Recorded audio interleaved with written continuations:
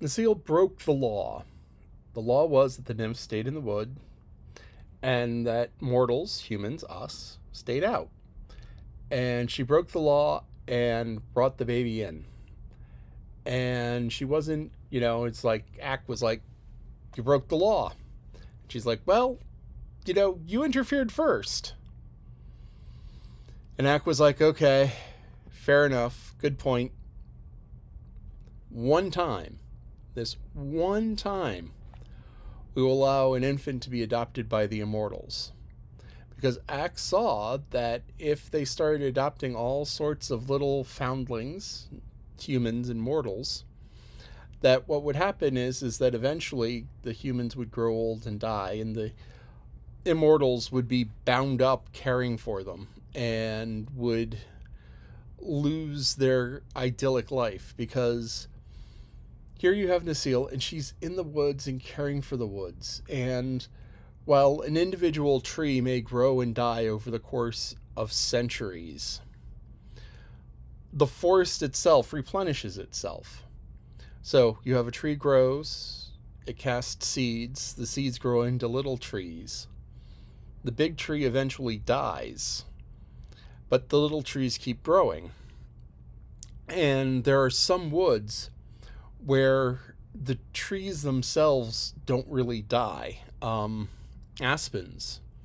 There's a type of tree called an aspen. It sort of looks like a birch, but there are some differences. The bark is green, is slightly green as opposed to white. There's some other differences. You just kind of tell they're different. Anyway, aspens, when they grow, they send out runners underneath the ground. And then they grow more aspen trees out of these runners, in addition to seeding. So you can have this entire forest. There's an entire forest over in Utah, a giant aspen grove, and it's all one tree. And when the leaves turn yellow on this aspen, all of the leaves go at once. And so it's like this massive tree, and all of a sudden, all of the leaves go because it's actually just one tree. Sequoias do something similar, though with sequoias, there is the death of the central tree. So you have this tree that grows up 1,000 not 1,000 feet, but it grows up this huge tree. I mean, so big around that, you can drive cars through them. Literally, there are a couple where they've cut tunnels out inside of the tree and you could drive a car through. And the tree's still living. So the tree is big enough to support itself even with a car-sized hole through it. Anyway, so the sequoias grow and grow and grow and grow. And they send out these little spreaders. And when the central tree dies, around it, all of these other little trees grow up. Little. I mean, things 50, 100 feet tall, a couple 100 feet tall eventually. They just grow up bigger and bigger. But and so some trees spread like that. And so Necile has this forest life, and it's essentially timeless, because as the tree grows, another tree grows. As a tree dies, another tree comes along and replaces it. So she is watching her section of the forest, she is keeping it alive.